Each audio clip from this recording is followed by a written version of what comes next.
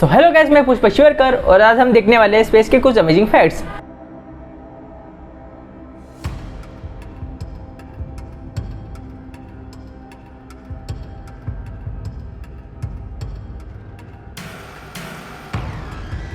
सो करते हैं बिना किसी देरी के हमारा आज का वीडियो स्टार्ट।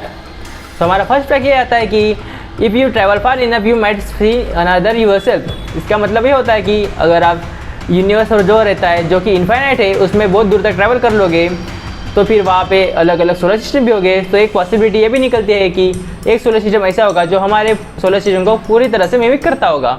फिर वहाँ पे एक अर्थ भी होगी जहाँ पे आप भी एग्जिस्ट करते होंगे, पर वो जो वर्जन होगा आपका वो थोड़ा सा डिफरेंट होगा क्योंकि उसके हम फुल सिमिलैरिटीज नहीं देख पाएंगे। तो वो कुछ हमारा इस तरह का वर्जन होगा जो कभी यहाँ पे एग्जिस्ट नहीं कर पाएगा, वो खाली उस दुनिया में एग्जिस्ट करेगा।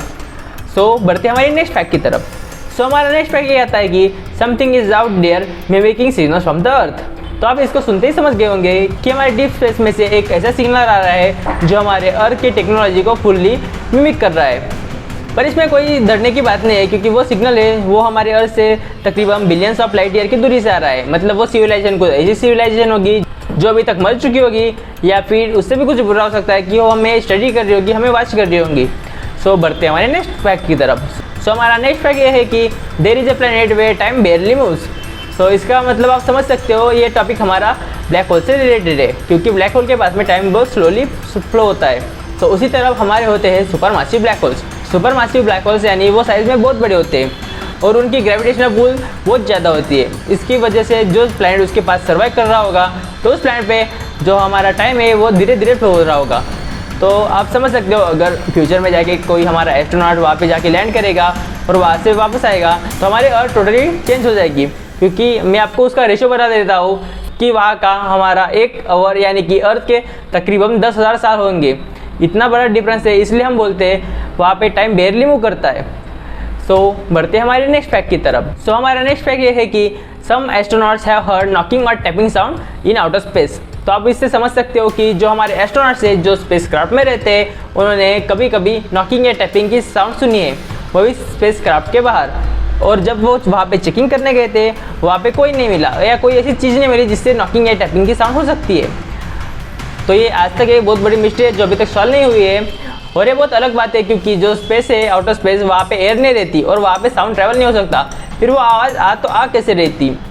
तो आपको क्या लगता है दोस्तों आवाज़ किस चीज़ की होगी, आप कमेंट में ज़रूर बताना। तो बढ़ते हैं हमारे नेक्स्ट फैक्ट की तरफ। सो हमारा नेक्स्ट फैक्ट ये है कि there is a cosmic signal that is coming from same spot over 40 years. यानी कि आप समझ सकते हो कि हमारे डीप स्पेस में से एक ही स्पॉट में से हमारी अर्थ की तरफ सिग्नल भेजे जा रहे थे।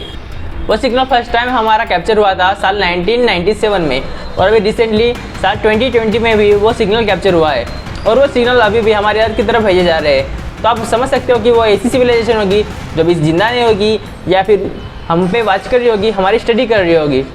तो बढ़ते हैं हमारी नेक्स्ट फैक्ट की तरफ। सो हमारा नेक्स्ट और लास्ट फैक्ट ये है कि और universe might have edges and what is beyond it. तो इसका मतलब ये है कि जो हम बोलते हैं जो हमारा यूनिवर्स है वो एक्सपांड कर रहा है, अगर वो एक्सपांड कर रहा होगा तो उसका कुछ एज भी होगा और कभी फ्यूचर में जाके हम देख पाएंगे उस एज तक पहुंच पाएंगे तो हमें उसके आगे क्या मिलेगा। तो एक थ्योरी ऐसी है कि उसके आगे हमें कोई वॉइड मिलेगा। वॉइड यानी कि एक बहुत बड़ी खाली स्पेस बोल सकते हो या फिर कोई ऐसी दीवार लाइक स्ट्रक्चर मिलेगा जिसके आगे हम कभी देख नहीं पाएंगे या फिर वहाँ पे कोई एंटिटी होगी जो हमारे वहाँ तक आने का वेट कर रही होगी या हम उसके आगे देख पाए उस चीज़ का वेट कर रही होगी।